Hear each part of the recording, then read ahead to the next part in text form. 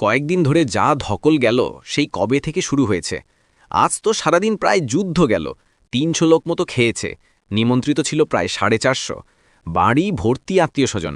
সবাই ভবন থেকে বাড়ি এসে গেছে। কেউ কেউ শুয়েও পড়েছে, আর কয়েকজন আবার গল্প করছে।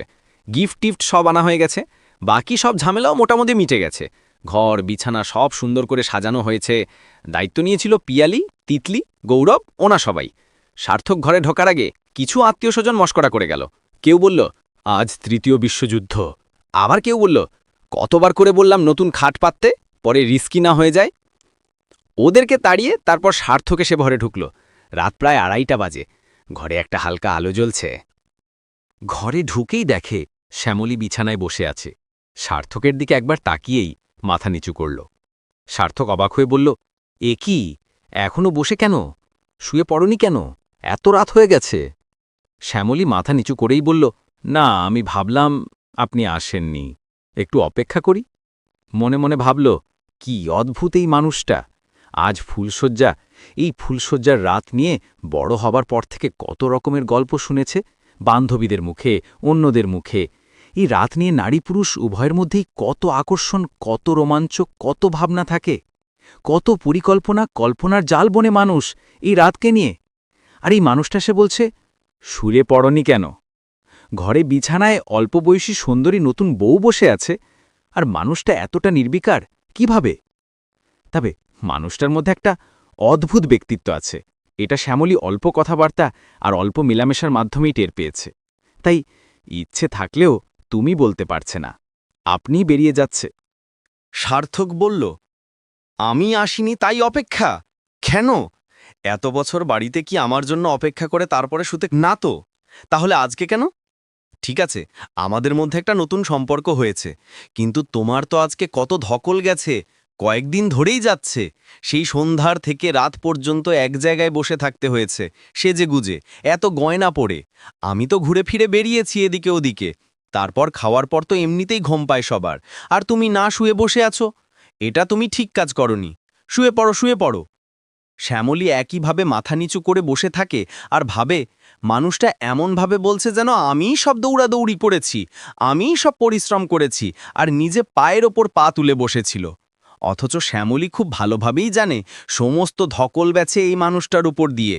বিয়ে থেকে বৌভাত সমস্ত আয়োজন করতে হয়েছে এই মানুষটাকে, কারণ মানুষটার বাবা অর্থাৎ তার শ্বশুর বয়স্ক এবং অসুস্থ। ওইদিকে শ্যামলীর বাড়ির সব আয়োজন করেছে শ্যামলীর বাবা আর দাদা। ওকে কিছুই করতে হয়নি। আজও সারাদিন মানুষটা দৌড়াদৌড়ি করেছে, অথচ শ্যামলী তো সারাদিনই প্রায় বসেই ছিল। সন্ধ্যার পর থেকেও তো এক জায়গাতে বসাই ছিল। তাই এই শুয়ে পড়ো বলাতে শ্যামলীর রাগও হচ্ছে, আবার অবাকও হচ্ছে এই ভেবে যে এই সামান্য কয়েকদিনের পরিচয়ে মানুষটা তার সম্পর্কে এত ভাবছে। শ্যামলী আর চোখে সার্থকের দিকে তাকিয়ে বলল, ওই যে ওটা পিয়ালিরা দিয়ে গেছে, আপনাকে খেয়ে নিতে বলেছে। সার্থক টেবিলের সামনে দাঁড়িয়ে কি যেন একটা ভাবছিল। শ্যামলীর দিকে তাকিয়ে বলল, কি জিনিস, বলেই ঘাড় ঘুরিয়ে ওই পাশের টেবিলের দিকে তাকালো। তাকিয়ে অবাক হয়ে বলল, দুধ? কিন্তু আমি তো রাতের খাওয়ার পর আর কিছু খাই না, শুধু শোবার আগে অল্প জল খাই। ওরা তো জানে। বলেই শ্যামলীর দিকে জিজ্ঞাসু দৃষ্টিতে তাকালো। শ্যামলী মাথা নিচু করেই বলল, আমি কি জানি, ওরা দিয়ে গেল। সার্থক কিছুক্ষণ তাকিয়ে থাকল শ্যামলীর দিকে, তারপর মৃদু হেসে বলল, ওহো, বুঝেছি। বলেই আস্তে আস্তে শ্যামলীর সামনে গিয়ে দাঁড়াল। শ্যামলী সংকুচিত হয়ে উঠল। সার্থক বলল, কেন দিয়েছে বলো তো? শ্যামলীর হৃদস্পন্দন ধীরে ধীরে বেড়ে যাচ্ছে।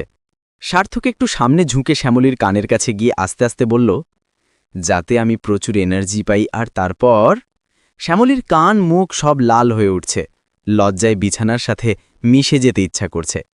শ্যামলী সুন্দরী, গায়ের রঙও ভালোই পরিষ্কার, কনভেন্ট শিক্ষিতা। সার্থক আলতো করে শ্যামলীর মাথায় হাত রাখল, রেখে বলল, শ্যামলী, আমি জানি তোমার শরীর আজকে কত ক্লান্ত। আমি তো মানুষ, পশু না। তুমি নিশ্চিন্তে থাকো। শুধু আজ কেন, এর পরবর্তী জীবনেও আমি জোর করে তোমার সাথে কখনো কিছু করব না। আমি জানি সমাজ সবসময় মনে করে বিয়ে করা মানেই একটা মেয়ের জীবনের মালিক হয়ে যাওয়া, তার সাথে যথেচ্ছাচার করা, তার ইচ্ছা অনিচ্ছা, তার শরীর খারাপ, তার ক্লান্তি, এই কোনো কিছুর তোয়াক্কা না করে শুধু নিজের ইচ্ছা পূরণ করা। তবে তুমি একদম নিশ্চিন্তে থাকতে পারো বলেই সার্থক ওইদিকে গিয়ে বইপত্র ঘাঁটতে শুরু করল। শ্যামলী অবাক দৃষ্টিতে কিছুক্ষণ সার্থকের দিকে তাকিয়ে থাকল আর মনে মনে ভাবল, হে ঈশ্বর, আমি তো তোমার কাছে একটা ভালো জীবনসঙ্গী চেয়েছিলাম, তুমি কি নিজেই চলে এসেছ এই মানুষটার রূপ ধরে? শ্যামলীর চোখে জল এসে যাচ্ছিল। কেন তা শ্যামলী জানে না, আনন্দে নাকি ভালোবাসায় শ্যামলী জানে না। বিয়ের আগে মেলামেশা তো সেইভাবে হয়নি, এই সামান্য একটু কথা হয়েছিল, কারণ মানুষটা আবার বেশি কথাও বলে না। ওদের সম্বন্ধ করে বিয়ে। শ্যামলীর বাড়ির লোক রাজি হচ্ছিল না কিছুতেই, কিন্তু শ্যামলী জেদ ধরেছিল এই মানুষটাকেই জীবনসঙ্গী বানাবে। প্রথমবার কথা বলার পরেই শ্যামলীর এই সিদ্ধান্ত। কোনো রকমে চোখের জল সংবরণ করে বিছানা থেকে নেমে সার্থকের পাশে দাঁড়িয়ে জিজ্ঞেস করে, আপনি তো ড্রেস চেঞ্জ করবেন, কি পরবেন আমাকে বলুন, আমি বের করে দিচ্ছি, এই আলমারিতেই তো আছে। সার্থক বই ঘাঁটতে ঘাঁটতে অবাক হয়ে শ্যামলীর দিকে তাকায়, তাকিয়েই থাকে। শ্যামলী চোখ নামিয়ে নেয়, নামিয়ে বাঁ পাশের টেবিলের দিকে তাকিয়ে টেবিলে আঙুল ঘষতে ঘষতে জিজ্ঞেস করে, কি দেখছেন? সার্থক ওর বাঁ হাতটা শ্যামলীর দিকে বাড়িয়ে বলে, তোমার হাতটা দাও। শ্যামলী ধীরে ধীরে আমার হাতটা এগিয়ে দিলে সার্থক ওর হাতটা ধরে ওকে নিয়ে গিয়ে বিছানায় বসিয়ে দেয়। বলে, তোমাকে তো আমি শুয়ে পড়তে বলেছি, এত বছর আমার পোশাক কি তুমি বের করে দিয়েছ? শ্যামলী কিছু একটা বলতে যায়, সার্থক বলে, শোনো, আমি বরাবর নিজের কাজ নিজে করা পছন্দ করি। বলো তো, তোমাকে আমি কেন বিয়ে করেছি? শ্যামলী সার্থকের দিকে তাকিয়ে আস্তে করে বলে, কেন? সার্থক বলতে থাকে, দেখো, আমার বিয়ের প্রতি আগ্রহ কোনোদিনই ছিল না। এখন গত কয়েক বছর ধরে আমার বাবা মা, আত্মীয় স্বজন, বন্ধুবান্ধব সবাই আমার পেছনে লেগেছিল, এবং সবাই যথেষ্ট বিরক্ত ছিল আমি বিয়ে করছি না বলে। আমিও দেখলাম বাবা মার বয়স বাড়ছে, শরীরে বিভিন্ন সমস্যা বাড়ছে। ধীরে ধীরে আমার মনের মধ্যেও একটা ভয় আসলো, যদি আমি কোনোদিন একা হয়ে যাই। এখন তো আমরা তিনজন একসাথে খাই, গল্প করি, টিভি দেখি, একা আমি থাকবো কিভাবে? এই জন্য তোমাকে আনা, আমার সঙ্গী হওয়ার জন্য, আমার সেবা করার জন্য তোমাকে আনিনি, আমার 5 মাস খাটার জন্য না। আমার কারো সেবা দরকার পড়ে না শ্যামলী, বরঞ্চ আমিই তো সংসারের A to Z সব সামলাই। মাকে দেখে রাখি, বাবাকে দেখে রাখি, সব কিছু দেখে রাখি। এখন থেকে তোমাকেও দেখে রাখবো। আমার কারো সেবা দরকার পড়ে না। হ্যাঁ, কোনোদিন যদি এমন আসে, ধরো আমি সম্পূর্ণ শয্যাশায়ী হয়ে গেলাম, সেদিন আমাকে একটু সাহায্য করে দিও, একটু আমার পাশে থেকো, তাহলেই হবে, ঠিক আছে? শ্যামলী ছলছলে চোখে মাথা নিচু করে বলে, সেদিন কখনো আসবে না। সার্থক বলে, সেটা তো কেউ বলতে পারে না, আমার কোনো কঠিন অসুখ হতে পারে, আজকাল কত মানুষেরই তো হয়। তারপর ধরো রাস্তায় পেছন দেখে কোনো গাড়ি এসে মেরে দিতে পারে, হতেই পারে। আমার পরিচিত কয়েকজন তরতাজা মানুষ এইভাবেই তো চলে গেল। এই জন্য এতটা শক্ত হতে হবে তোমাকে, যাতে আমি কখনো না থাকলেও একা মাথা উঁচু করে এই পৃথিবীতে বেঁচে থাকতে পারো। আজ থেকেই নিজেকে সেইভাবে তৈরি করা শুরু করো, বুঝতে পেরেছ? বলেই সার্থক শ্যামলীর দিকে পেছন ঘুরে আবার বইয়ের টেবিলের সামনে গিয়ে দাঁড়ায়। শ্যামলীর চোখ দিয়ে নিঃশব্দে দুফোঁটা জল গড়িয়ে পড়ে সার্থকের অগোচরে। সে তাড়াতাড়ি সেটা মুছে ফেলে। সার্থক একটা বই ঘাঁটতে ঘাঁটতে বলতে থাকে, জীবনটা খুব মূল্যবান শ্যামলী, এটাকে সমৃদ্ধ করতে হয় ক্রমাগত। তোমাকে আমার পাড়ার লাইব্রেরির মেম্বার করে দেব। ওটা কিন্তু টাউন লাইব্রেরি, প্রায় 16,000 বই আছে ওখানে। আমি সেই ছোটবেলা থেকে ওটার মেম্বার, আবার ম্যানেজিং কমিটিরও মেম্বার। প্রতি বছর বইমেলা থেকে আমরা কয়েক হাজার টাকার বই কিনি লাইব্রেরির জন্য। যখনই সময় পাবে বই পড়বে, গানের চর্চা করবে। তুমি তো ভালো গান করো শুনেছি, আবার ছবিও আঁকো, ওটারও চর্চা করবে। সব সময় কিছু না কিছু একটা কাজ করবে। কাজ করলে আমাদের শরীর মন সব ভালো থাকে, আমরা সমৃদ্ধ হই। রান্না তো তোমাকে করতে হচ্ছে না, ওটা তো সবিতাদি করে। আর কাপড় কাচা, ঘর মোছাগুলো তো গীতা করে। রাতের রুটিটা আমি বানাই। শ্যামলীর সঙ্গে সঙ্গে আহ্লাদি ভঙ্গিতে বলে ওঠে, আমি ভালো রুটি বানাতে পারি। সার্থক বলে, পারো? বাহ, ভালো কথা। তাহলে আমার যেদিন কাজের খুব চাপ থাকবে সেদিন তুমি বানিয়ে দিলে আমার একটু সুবিধা হবে। সঙ্গে সঙ্গে শ্যামলী বলে, কেন, এখন তো রোজ আমি বানাতে পারি। বলে সার্থকের দিকে তাকিয়ে থাকে। সার্থক আর কিছু বলে না, বইয়ের মধ্যে কি যেন একটা দেখতে থাকে। কিছুক্ষণ পর বলে, আমার মা বাবাকে কিছু কিছু কাজে একটু সাহায্য করে দিও, তাহলেই হবে। ওনারাও ভীষণ কাজের, এখন বয়স আর অসুখের কারণে সেইভাবে পারে না। আর কারো বিরুদ্ধে কোনো অভিযোগ, আমার বিরুদ্ধে, আমার বাবা মা অথবা অন্য কারো বিরুদ্ধে, খোলাখুলি আমার কাছে এসে বলবে। অন্য কারোর সাথে কোনো রকম ঝগড়ায় জড়াবে না, বুঝতে পেরেছ? আচ্ছা, আমি এখন একটু ফ্রেশ হয়ে আসি। বলে আলনা থেকে পায়জামা পাঞ্জাবি নিয়ে বাথরুমে চলে যায়। কিছুক্ষণ পর ফ্রেশ হয়ে এসে গায়ে একটা চাদর জড়িয়ে চেয়ারে আরাম করে বসে, হাতে একটা বই নিয়ে। Winston Churchill. অনেকটা পড়ে ফেলেছে, আরও অনেকটা বাকি। শ্যামলী তখনও ওইভাবেই বসে। সার্থক অবাক হয়ে জিজ্ঞেস করে, তোমার এখনো ঘুম পাচ্ছে না? 3টে তো পার হয়ে গেছে। শ্যামলী বলে, আপনিও তো এখনো শোননি। সার্থক বলে, আরে বাবা, আমি বরাবরই প্রায় ভোরের দিকে ঘুমোই, আর ওদিকে 11টার দিকে উঠে। সবাই জানে, কেউ কিছু বলবে না। কিন্তু এখন নতুন বউ যদি ওই সময় উঠে, বাড়ি ভর্তি বাইরের লোক, কথা হতেই পারে। বুঝতে পেরেছ? সবাই তো আর আমার মতো না। শ্যামলী মাথা নিচু করেই বলে, আমি সকাল সকাল উঠে যাব, আপনি চিন্তা করবেন না, আমার এখন শুতে ইচ্ছে করছে না। সার্থক একবার শ্যামলীর দিকে তাকায়, তারপর বই পড়ায় মনোনিবেশ করে। শ্যামলী চুপ করে বসে থাকে, আর মাঝে মাঝেই আর চোখে মুগ্ধ দৃষ্টিতে সার্থকের দিকে তাকিয়ে থাকে, আর ভাবে কি অদ্ভুত আকর্ষণ ওই চেহারাটার মধ্যে, ওই সম্পূর্ণ ব্যক্তিত্বটার মধ্যে। শ্যামলীর মিশে যেতে ইচ্ছা করছে ওই মানুষটার সাথে।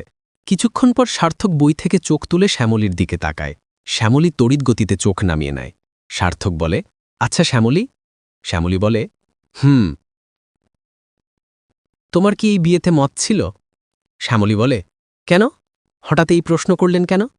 সার্থক বলে, না মানে আমি তো কোনো দিক দিয়েই তোমার যোগ্য না। তুমি সুন্দরী, আর আমার মুখটা দেখেছ তো, হনুমানের মতো। তুমি কনভেন্টে পড়া মেয়ে, আর আমি সাধারণ বাংলা মিডিয়াম। তুমি ইংলিশে মাস্টার্স করেছ, তাও আবার ফার্স্ট ক্লাস সেকেন্ড, আর আমি তো গ্র্যাজুয়েট। হ্যাঁ, কম্পিউটারে পোস্ট গ্র্যাজুয়েশন আছে, তবু তোমার মতো তো না। বলার মতো কোনো গুণও নেই। আমি যে বিরাট ধনী তাও না। হ্যাঁ, ব্যবসাটা ক্রমাগত বড় হচ্ছে, সে ঠিক আছে। আমি নিশ্চিত ছিলাম তোমরা সাথে সাথে না বলবে। আসলে মলাই কাকু তোমার ফটো এনে বাবাকে মাকে দেখিয়েছিল। তোমার বাড়ি থেকেও ছেলে খুঁজছিল, আর আমাদের বাড়ি থেকে মেয়ে। মলাই কাকু আমাকে খুব পছন্দ করে, তাই আমি যে তোমার থেকে প্রায় 20 বছরের বড়, এটা আগে থেকে তোমাদের জানাইনি। ভেবেছিল আগে যাই, কথা বলি, তারপর দেখা যাবে। কিন্তু আমরা যাবার পর তো তোমরা সব জানলে। তারপরও রাজি হলে কেন? তুমি তো আমার চাইতে কত ভালো ভালো ছেলে পেতে পারতে জীবনসঙ্গী হিসেবে। শ্যামলী একবার ভালোবাসাপূর্ণ দৃষ্টিতে সার্থকের দিকে তাকিয়েই চোখ নামিয়ে নিল। তারপর আস্তে আস্তে বলল, আমার বাবা মার আপনাকে পছন্দ হয়েছিল, তাই। আসল সত্যটা শ্যামলী চেপে গেল। সার্থকের বয়স এবং বাকি বৃত্তান্ত জানার পর শ্যামলীর বাবা মায়ের একেবারেই এই বিয়েতে মত ছিল না। শ্যামলীর বাবা ব্যাংকের বড় অফিসার, সুন্দরী অল্প বয়সী একমাত্র আদুরে মেয়ে শ্যামলী। কিন্তু বেঁকে বসেছিল শ্যামলী নিজে। সার্থককে প্রথমবার দেখে এবং একটু কথা বলেই শ্যামলীর মনে হয়েছিল এই মানুষটাকেই ও খুঁজছিল বহুদিন ধরে। সার্থক উদ্বিগ্ন কণ্ঠে বলল, তুমি বাবা মায়ের ইচ্ছা রক্ষা করতে গিয়ে জোর করে এই বিয়েতে মত দিয়েছ। আমাকে কিন্তু সত্যি কথা বলবে। তোমার যদি অন্য কাউকে ভালো লেগে থাকে বা অন্য কাউকে ভালোবেসে থাকো, আমাকে এখনও বলতে পারো। আমি যত তাড়াতাড়ি সম্ভব তার সাথে যোগাযোগ করব। সে যদি রাজি থাকে তোমাকে গ্রহণ করতে, আমি আমাদের এই সম্পর্কের সমস্ত বাঁধন থেকে তোমাকে মুক্ত করে দেব। ওই যে সিনেমায় দেখায় না, ঠিক ওইভাবে। কথা দিলাম। শ্যামলীর বুকটা যেন একটা অব্যথিত যন্ত্রণায় মোচড় দিয়ে উঠল। সে ছলছল চোখে সার্থকের দিকে তাকিয়ে বলল, তাতে আপনার লাভ, আপনার এক ফোঁটাও খারাপ লাগবে না? সার্থক চিন্তিত মুখে অন্যদিকে তাকিয়ে ধীরে ধীরে বলল, খারাপ তো লাগবে, কিন্তু আমার খারাপ লাগার চাইতেও জরুরি বিষয় হল তোমার ভালো থাকা, তোমার আনন্দে থাকা। আমি তো নারী স্বাধীনতায় বিশ্বাস করি, পুরুষের তো স্বাধীনতা ছিলই, আছেই। সেই অর্থে জীবন তো একটাই, সেটাকে নিজের ইচ্ছে মতো বাঁচতে হবে। বুঝতে পেরেছ? শুধু খারাপ কাজ না করলেই হলো। শ্যামলী মাথা নিচু করে বসে ভাবে, হে ঈশ্বর, তুমি কার কাছে এনে ফেলেছ আমায়? জীবনে তো কত পুরুষ মানুষই দেখলাম, আত্মীয় অনাত্মীয় বন্ধু বান্ধব, কই এমন পুরুষ তো আর একটাও দেখলাম না। শ্যামলী মৃদুস্বরে জিজ্ঞেস করে, আপনি কখনো প্রেম করেননি? কোনো মেয়েকে কখনো ভালোবাসেননি? সার্থক মৃদু হেসে একটু আনমনাভাবে ওপরের দিকে তাকায়, কিছুক্ষণ কি যেন ভাবে। তারপর আবার শ্যামলীর দিকে তাকিয়ে বলে, প্রেম করার সুযোগ পেয়েছিলাম কয়েকবার, জানো তো? কেন যে পেয়েছিলাম জানি না, কারণ আমার এই তো চেহারা, দেখতেই পাচ্ছ। তোমাকে তো বললামই, বলার মতো কোনো গুণটুনো নেই, প্রচুর টাকাও নেই, তারপরও সুযোগ পেয়েছিলাম। ওরা কয়েকজন আমাকে বোধহয় সত্যি সত্যি ভালোবেসেছিল, একটু আনমনাভাবে, সর্বস্ব দিতে রাজি ছিল। কিন্তু আমার আর প্রেম করা হলো না। আসলে আমি তো একটু রুক্ষ স্বভাবের মানুষ। সারাদিন কাজ, বই পড়া, শরীর চর্চা এসব নিয়ে থাকতেই ভালোবাসি। সময় পেলে একটু লেখালেখি করি, যা মনে আসে। এসব করে প্রেম আর করা হলো না। শ্যামলীর মনটা আনন্দে ভরে ওঠে, হাসি হাসি মুখ নিয়ে অন্যদিকে তাকিয়ে থাকে। সার্থক নিয়মিত শরীর চর্চা করে, 15-20 কিলোমিটার জগিং করে। দেখলে মনে হয় শ্যামলীর থেকে মাত্র সামান্য কয়েক বছরের বড়। সার্থক আবার বলে, আচ্ছা শ্যামলী, তোমার বান্ধবীদের মুখে যা শুনেছি, তুমি স্কুল কলেজ বা ইউনিভার্সিটির জীবনে ভীষণ দাপুটে, সাহসী এবং স্মার্ট মেয়ে ছিলে। ডিবেট কম্পিটিশনে প্রাইজও পেয়েছ। ছেলেরা পর্যন্ত বলে তোমার আশেপাশে ঘিঁচতে বা তোমার সাথে ফ্রিভাবে মিশতে ভয় পেত। কই, আমি যে শ্যামলীকে সামনে দেখতে পাচ্ছি, তার সাথে তো তোমার বান্ধবীদের বর্ণনা এক বিন্দু মেলাতে পারছি না। তোমাকে তো মনে হচ্ছে সম্পূর্ণ বিপরীত মেরুর মানুষ। ঘরে ঢোকার পর থেকে তো আমিই কথা বলে যাচ্ছি, তুমি তো প্রায় কিছুই বলছো না, বেশিরভাগ সময় মাথা নিচু করেই বসে আছো। জানি তুমি ভীষণ ক্লান্ত, নাকি লজ্জা পাচ্ছ আবার, অথবা মা বলেছে নতুন বউ একটু লজ্জা লজ্জা ভাব নিয়ে থাকবি, গুন্ডামি করতে যাস না। শ্যামলী আবার আহ্লাদী দৃষ্টিতে সার্থকের দিকে তাকিয়ে বলল, আমি মোটেও গুন্ডামি করি না কখনো, বলেই মনে মনে ভাবতে লাগল, আমার শিক্ষা, আমার স্মার্টনেস, আমার দাপট, আমার ব্যক্তিত্ব কিচ্ছু কাজ করছে না আপনার সামনে, সব অকেজো হয়ে গেছে। আমার সম্পূর্ণ শরীরটা অবশ হয়ে আসছে, আমি নিঃস্ব হয়ে গেছি মনে হচ্ছে। আপনি যদি একবার আমাকে একটু জড়িয়ে ধরতেন, আমার মিশে যেতে ইচ্ছা করছে আপনার সাথে। এই সামান্য মেলামেশায়, এই সামান্য কথাবার্তায় শ্যামলী বোধহয় সার্থককে ভালোবাসতে শুরু করেছে। সার্থকের প্রেমে জড়িয়ে গেছে ও, আবার সার্থকের প্রতি একরাশ শ্রদ্ধা ও সম্মানও জমা হয়েছে। সার্থক বই পড়তে পড়তে আপন মনে ভাবতে থাকে বন্ধুদের কথা। বিয়ের আগের আড্ডায় বন্ধুরা বলেছিল, ফুলশয্যা হলো সিল খোলার দিন, যদি রক্তপাত হয় বুঝবি ফ্রেশ মাল পেয়েছিস, আর যদি রক্তপাত না হয় ব্যাস বুঝবি পুরো ঠকে গেছিস, ব্যবহার করা জিনিস। আর এক বন্ধু বলেছিল, ফুলশয্যাই হলো জীবনের প্রথম একটা রাত, যেদিন তুই নিজের ঘরে একটা মেয়ের সাথে যা খুশি তাই করতে পারবি, যতক্ষণ খুশি, কেউ কিছু বলবে না, কোনো চার্জও দিতে হবে না, সম্পূর্ণ ফ্রি, তোর মাল তোর ইচ্ছে, এটাই বিয়ের মজা বুঝলি, ছিঁড়ে খেয়ে ফেল, তাও কেউ কিছু বলবে না, পাখি চিৎকারও দিতে পারবে না, আর চিৎকার দিলেও কেউ তোকে দোষ দেবে না, বরঞ্চ সবাই আনন্দ পাবে যে সেই খেলা চলছে, বলেই সবাই হো হো করে একটা হাসি দিয়েছিল। সার্থক জানে পুরুষ ভাবে এটা নারীজাতির ওপর তাদের এক প্রকার বিজয়, সেই গর্বেরই হাসি এটা। আর এক বন্ধু বলেছিল, তোরা তো জানিস আমি বহু ঘাটের জল খাওয়া মাল, ফুলশয্যা রাতে বউকে যা দিয়েছি না, আমার বউটা তো দেখেছিস রোগা পাতলা, আর আমার তো এই শরীর, ও তো না পারছিল সহ্য করতে, না পারছিল চিৎকার করতে, কাঁদিয়ে দিয়েছিলাম, এক রাতে চোখ মুখ বসে গেছিল বেচারির, পরদিন তো ঠিকমতো হাঁটতেই পারছিল না। আমার এক বৌদি তো আমাকে আড়ালে ডেকে বলে, কি গো, সারা মাসেরটা কি একদিনে করে ফেলেছ নাকি, বলেই সবাই হাসতে হাসতে গড়াগড়ি। সার্থক জানে এই যে একা মেয়ে মানুষ পেলে চিড়ে খেয়ে ফেলার মানসিকতা, এই যে হিংস্রতা, এটাই মানব সভ্যতার সবচাইতে বড় বিপদ, এটাই নারী জাতির মান সম্ভ্রম, তাদের স্বাধীনভাবে চলাফেরার ক্ষেত্রে সবচাইতে বড় লাল সংকেত। সবাই না হলেও অধিকাংশ পুরুষের এই একই মানসিকতা। হাজার বছরে মানব সভ্যতা, মানব দর্শন কত উন্নত হয়ে গেল, কিন্তু সুযোগ পেলেই মেয়েদের কাপড় খোলা এবং তাদের অপমানিত লাঞ্ছিত করে এক পাশবিক উল্লাসের প্রবণতা আমাদের এক চুল পরিবর্তন হল না। সে বন্ধুদের কিচ্ছু বোঝাতে যায় না, বোঝাতে গেলেই ওরা বলবে, তুই আর বেশি ন্যাকা সাজিস না তো, পুরুষ মানুষের মতো থাক, মেয়েদের সবসময় নিচে রাখতে হয় বুঝলি, মাথায় উঠতে দিলেই শেষ, আর এটা শুরু করতে হয় ফুলশয্যার রাত থেকেই, বুঝতে পেরেছিস? শ্যামলী সার্থককে আনমনা দেখে জিজ্ঞেস করল, কি এত ভাবছেন? সার্থক চমকে উঠল, ভেবাচাক্কা খেয়ে শ্যামলীর দিকে তাকিয়ে বলল, না কিছু না। শ্যামলী আর পারছে না, অনেক হয়েছে। এবার শ্যামলী তার সমস্ত দ্বিধা, দ্বন্দ্ব, লজ্জা, আত্মসম্মানবোধ সমস্ত কিছু বিসর্জন দিয়ে সার্থকের দিকে করুণ মুখে তাকিয়ে বলেই ফেলল, আপনাকে একটা অনুরোধ করতে পারি? সার্থক অবাক হয়ে বলল, হ্যাঁ নিশ্চয়ই, এত কিন্তু করছো কেন? শ্যামলী বলল, আপনি আমার পাশে এসে একটু বসবেন 5 মিনিট। সার্থক তড়াক করে লাফ দিয়ে উঠল, দ্রুত গতিতে শ্যামলী সামনে গিয়ে বলল, তোমার শরীর খারাপ লাগছে, কখন থেকে বলে যাচ্ছি শুয়ে পড়ো, তুমি শুনছো না, বসেই আছো, কি সমস্যা হচ্ছে?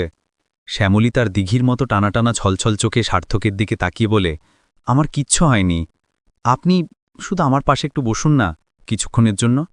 সার্থক বলে, আমি সারা রাত বসতে পারি, আমার রাত জাগার অভ্যাস আছে, রাত জেগে বই পড়েছি কতদিন, বলেই শ্যামলীর পাশে গিয়ে বসে। সত্যি করে বলো তোমার কি অসুবিধা হচ্ছে? শ্যামলী বলে, আমি আর একটা অনুরোধ করতে পারি, যদি কিছু মনে না করেন। সার্থক বিরক্তকে বলে, আবার কিন্তু করছে, আমাদের তো বিয়ে হয়ে গেছে, আমরা এখন স্বামী স্ত্রী, মন খুলে বলো না কি হয়েছে? শ্যামলী বলে, আমি আপনার কোলে মাথা রেখে একটু শুতে পারি? সার্থক বিস্ময়ের সাথে কিছুক্ষণ শ্যামলীর মুখের দিকে তাকিয়ে থাকে, তারপর বলে, হ্যাঁ নিশ্চয়ই পারো, দাঁড়াও বলে সার্থককে উজ্জ্বল আলোটা নিভিয়ে মৃদু আলোটা জ্বালিয়ে দিয়ে আসে, যাতে শ্যামলীর ঘুমোতে সুবিধা হয়। এইবার আমি বুঝতে পারছি, ওই বাড়িতে মায়ের কোলে মাথা দিয়ে এইভাবেই শুতে বোধহয়, তাই না? মা বাবার জন্য মন খারাপ লাগছে। তা তো লাগবেই, সব মেয়েরই লাগে। এত বছরের সম্পর্ক। শ্যামলী গুটিসুটি মেরে সার্থকের কোলে মাথা রেখে একটা হাত সার্থকের পায়ের ওপর রেখে নিশ্চিন্তে চোখ বন্ধ করে। চোখ দুটো দিয়ে তার আবার কয়েক ফোঁটা জল গড়িয়ে পড়ে। সে তাড়াতাড়ি তা মুছে ফেলে। শ্যামলী কিচ্ছুতেই বুঝতে পারছে না কেন তার চোখে আজ বারবার জল আসছে। সে নিজেকে কিছুতেই নিয়ন্ত্রণ করতে পারছে না। এটা তার স্বভাব বিরুদ্ধ। বাবা মার জন্য তার আর এখন সেইভাবে মন খারাপ লাগছে না, অতীত জীবন নিয়েও না। তাহলে এত বছর তার সার্থকের সাথে কেন দেখা হয়নি, এই দুঃখে কি জল আসছে? নাকি সার্থককে যদি সে কোনোদিন হারিয়ে ফেলে সেই দুঃখে, সেই ভয়ে? সে কিছুই বুঝতে পারছে না। সার্থক আস্তে করে জিজ্ঞেস করল, তোমার মাথা ব্যথা করছে না তো? আমার কাছে কিন্তু বাম আছে, লাগিয়ে দিলে আরাম লাগবে। শ্যামলী চোখ বন্ধ অবস্থাতেই মৃদু ঘাড় নাড়ল, শুধু বলল, আপনি আমাকে ধরে থাকুন, তাহলেই হবে। সার্থক পাশ থেকে কম্বলটা টেনে শ্যামলীর গাড়ে দিয়ে দিল। মাথায় আলতো করে হাত বোলাতে বোলাতে শ্যামলীর সুন্দর মুখের দিকে তাকিয়ে ভাবতে লাগল, এই যে মেয়েটা তার কোলে মাথা দিয়ে কেমন নিশ্চিন্তে শান্তিতে শুয়ে আছে, যেন জন্ম জন্মান্তর কত যুগ ধরে তাকে চেনে। অথচ ওর সাথে শ্যামলীর ঠিকমতো কথাই হলো আজ রাতে। মেয়েটাই বাড়িতে এসেছে মাত্র 2 দিন। এই মেয়েটাও তো তার মতোই সম্পূর্ণ একটা মানুষ, যে হয়তো তারই মতো জীবন নিয়ে অনেক স্বপ্ন দেখে। ওরও তো সার্থকের মতোই আনন্দ আছে, দুঃখ আছে, জীবনের প্রতি অনেক আশা আছে। এই মেয়েটাও হয়তো কাউকে ভালোবাসতে চায়, ভালোবাসা পেতে চায়, কাউকে বিশ্বাস করতে চায়। সেই বিশ্বাসের ভরসাতেই তো সে তার বাবা মা, তার অতীত জীবন সব ঝেড়ে ছুড়ে এসেছে। যার কোলে মাথা রেখে নিশ্চিন্তে শুয়ে আছে, সেই মানুষটা কোলে মাথা রাখার উপযুক্ত কিনা, বিশ্বাসযোগ্য কিনা, তা শ্যামলী বুঝল কি করে? এখন সার্থক সেই মেয়েটার কুমারিত্ব যাচাই করবে। সে পবিত্র কিনা তার পরীক্ষা করে বিচারের ব্যবস্থা করবে। মানবাত্মার এর চাইতে বড় অবমাননা আর কি হতে পারে? যেই মুহূর্তে সার্থক সেটা করবে, সেই মুহূর্তে তার সারা জীবনের শিক্ষা, তার ধ্যান ধারণা, তার আদর্শ সব কিছুর অপমৃত্যু ঘটবে। এই মেয়েটা সব দিক থেকেই তার চাইতে বেশি যোগ্য, সার্থক সেটা ভালোভাবেই জানে। কত পুরুষই তো বিয়ের আগে নারী সঙ্গ করে। পুরুষের কুমারত্ব বিচারের মাপকাঠি কোথায়? সার্থকের বয়স শ্যামলীর বয়সের প্রায় দ্বিগুণ। এখন এই দীর্ঘ বছর সার্থক একাকী জীবন কাটিয়েছে। একাকিত্বের জ্বালায় সে যে নারীসঙ্গ করেনি, নিষিদ্ধ জায়গায় যায়নি, তার কুমারত্ব নষ্ট করেনি, তার নিশ্চয়তা কোথায়? কই এই মেয়েটাও তো সার্থককে একবারও যাচাই করার চেষ্টা করল না। কেমন নিশ্চিন্তে ঘুমিয়ে আছে? এত বিশ্বাস সে পেল কোথা থেকে? সার্থক শ্যামলীর মাথায় আলতো করে হাত বোলাতে বোলাতেই ঘরের মৃদু আলোটার দিকে তাকায় আর মনে মনে বলে, ফুলশয্যা হোক, ফুল বিছানো এক নতুন যাত্রাপথের সূচনা, প্রতিটি ঘরের, প্রতিটি নারী পুরুষের জীবনের। প্রিয় বন্ধুরা, এতক্ষণ সাথে থেকে গল্পটা শোনার জন্য অশেষ ধন্যবাদ। গল্পটা আপনাদের কেমন লাগলো? ভালো লাগলে একটা লাইক, কমেন্ট ও শেয়ার করে দেবেন। আর পরবর্তীতে এরকম আরও নতুন নতুন গল্প শুনতে চাইলে আমার চ্যানেলটি সাবস্ক্রাইব করে সাথে থাকুন। ভালো থাকবেন সবাই। ধন্যবাদ।